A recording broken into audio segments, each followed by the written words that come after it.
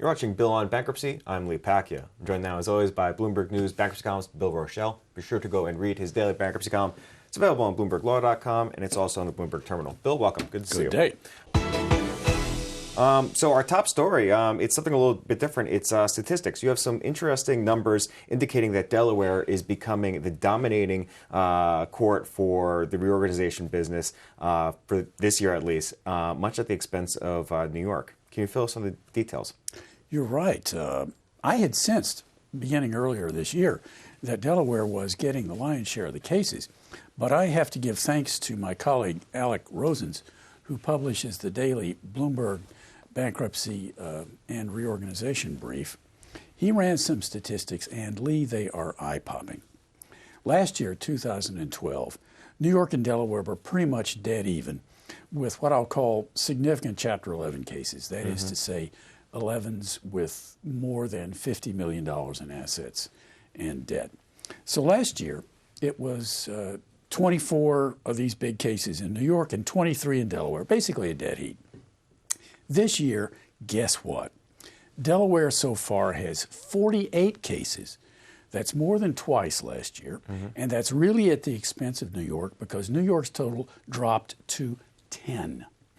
That means Delaware this year has had about 5 times as many significant Chapter 11s as New York does. I started weeks ago asking people, why is this happening? Are bankruptcy lawyers afraid of New York judges? Have the results not been good in New York? But no, nobody is indicating to me that there is a fear of New York, or shall we say, a craving for Delaware.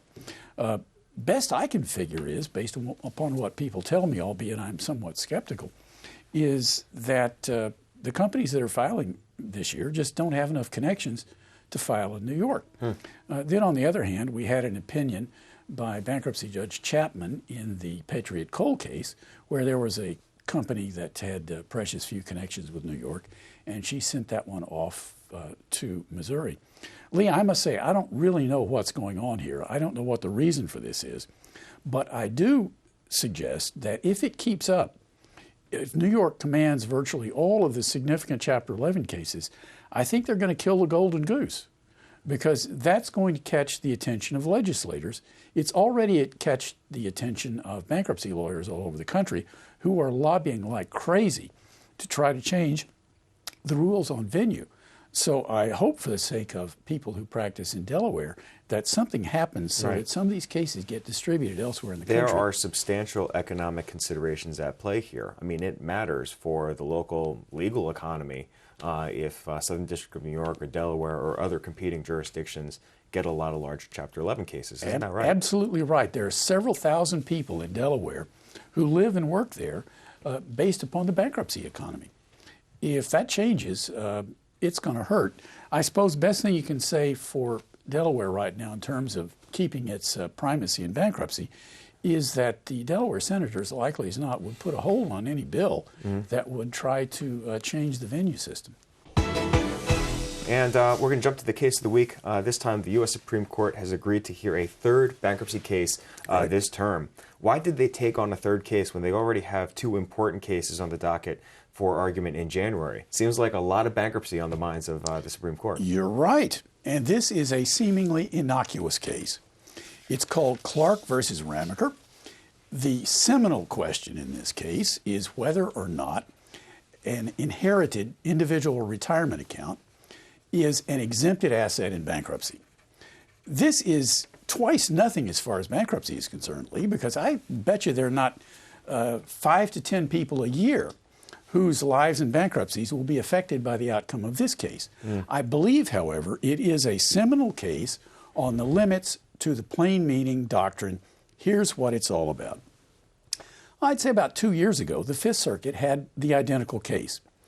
With some reluctance, the 3-judge panel there ruled that the plain meaning of the statute, this very technical statute about IRAs in bankruptcy, commanded that regardless of what their feelings were, they had to rule that an inherited IRA was an exempted asset.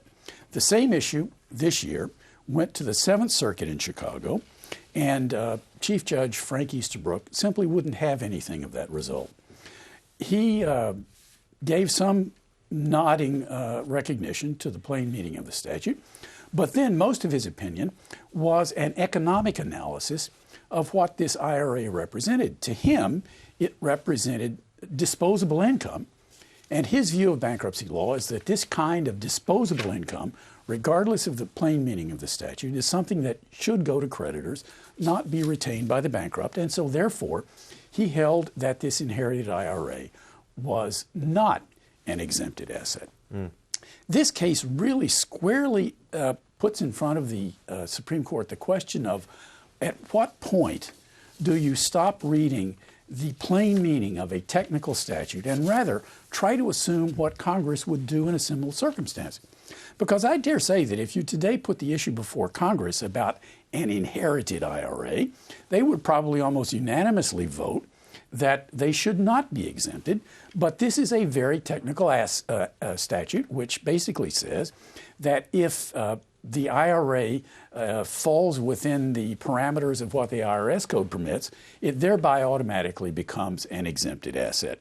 This, I think, is a marvelous case to tell judges whether or not they are simple automatons who must apply the meaning of a statute to a circumstance that Congress, I think, clearly never even thought about. And by the way, you'll remember that the plain meaning doctrine was actually a doctrine that got its start with a bankruptcy case 20 or 30 years ago called Ron Pair. So if there's going to be a major halt in the spread of that doctrine, I suppose it's interesting, if not ironic, that it could also be in a bankruptcy case. Now, Bill, with regard to the executive benefits case in January, the name is escaping me, but what's the position of the Solicitor General regarding the ability to waive the right to a final ruling by a life-tenured district judge? Very important issue that you raise, Lee.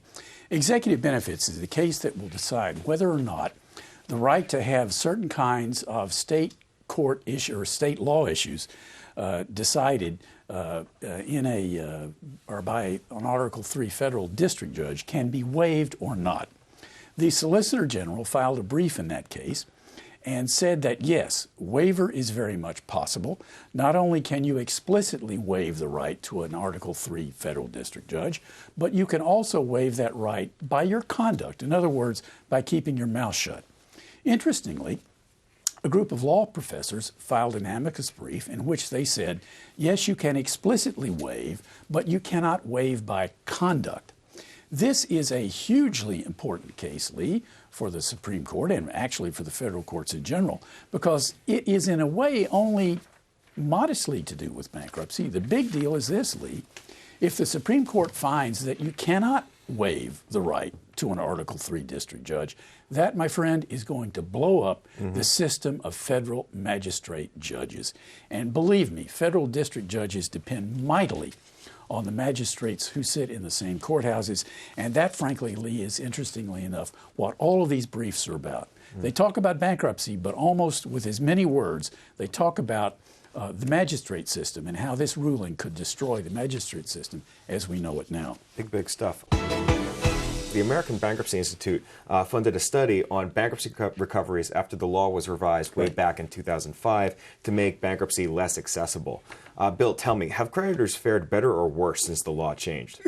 This is a big question. That's right. Well, interestingly, they fare worse. The law was changed in 2005, really in several important respects. Number one was to overall just make it much more difficult and expensive to file bankruptcy. And number two, to force a lot of people into Chapter 13 cases where you typically have to pay some portion of your debt, whereas in Chapter 7 ordinarily people get a discharge of their debt without paying anything at all to their creditors. Well, it looks to me, frankly, like the attempt by Congress has backfired.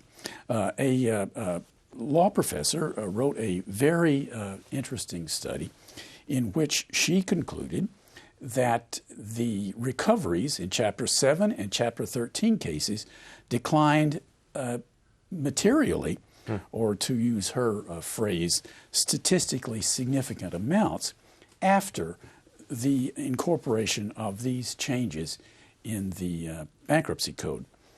She pinned the blame, in large respect, on higher costs for people who go through bankruptcy.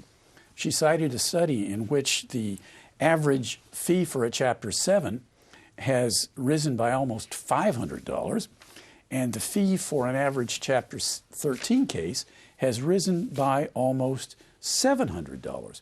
So what this means basically is that the cost of bankruptcy is coming out of the pockets of creditors, because if you only have a limited amount of money in the first place and the lawyers sop it up, there's nothing else left for the people's creditors. And that's a fantastic irony you point out there, because it was creditors in large part that got these reforms passed through Congress back in 2005. Isn't that right? That's exactly right. And I suppose what we've really managed to do is to make bankruptcy very difficult and very expensive and incredibly complex. I mean, Lee, you know, I know something about bankruptcy, but believe you me, I wouldn't anymore touch a Chapter 7 or a 13 case than I'd try to fly. Mm-hmm. It is so complex these days that you have to devote your life to it, else you very well may commit malpractice. This is one of these days, Lee, is something really, frankly, that Congress needs to revisit, because I think what it comes down to is this. People who are at or near bankruptcy simply don't have any money.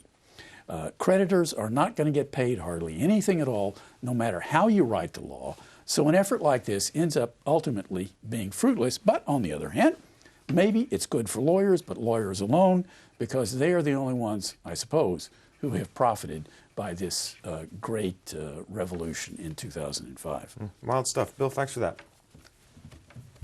That's Bloomberg News bankruptcy columnist Bill Rochelle. If you'd like to learn more about the cases and issues we just ran through, be sure to go check out Bill's column. It's available on BloombergLaw.com, and it's also on the Bloomberg Terminal. You can see more of our videos on YouTube, and you can follow our updates, of course, on Twitter. I'm Pacchia. Thanks for watching.